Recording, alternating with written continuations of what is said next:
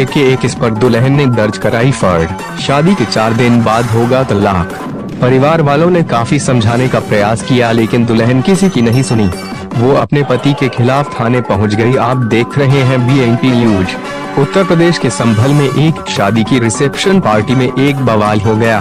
दूल्हे ने सबके सामने दुल्हन को किस कर लिया। इसके बाद दुल्हन दूल्हे के ऊपर भड़क उठी। दोनों की शादी 26 नवंबर को हुई थी। वहीं 28 नवंबर को शादी के रिसेप्शन के दौरान दूल्हा दुल्हन स्टेज पर बैठे थे।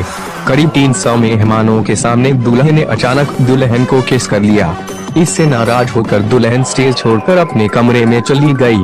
दूल्हे के खिलाफ पहुंच गई थाना। परिवार वालों ने काफी समझाने का प्रयास किया लेकिन दुल्हन किसी की नहीं सुनी। वो अपने पति के खिलाफ थाने पहुंच गई। थाने में जाकर फर्द दर्ज करवाई।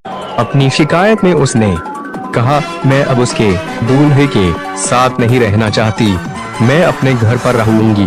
मुझे उसका व्यवहार पसंद नहीं है। एक व्यक्ति जो 300 लोगों के सामने इस तरह की हरकत कर सकता है, वे कैसे सुधर सकता है।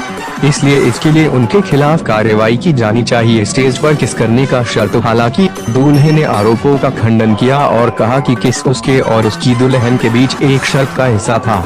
उसने दावा किया कि उसने दुल्हन से शर्त लगाई थी कि अगर दूल्हा मंच पर सबके सामने उसे किस करेगा तो वे उसे 1500 रुपए देगी। अगर वह ऐसा नहीं कर पाता तो उसे दुल्हन को 3000 रुपए देने पड़ते। थाना प्रभारी ने जब दुल्हन से इस बारे में पूछा तो उसने कहा कि उनके बीच कोई शर्त नहीं लगी थी।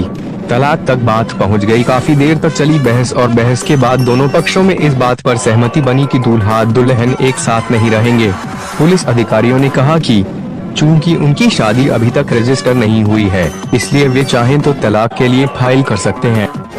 गढ़वा, पलामू और लातेहार जिला की ताजा तरीन खबरों के लिए सब्सक्राइब बटन पर क्लिक करें और बेल आइकन को दबाएं।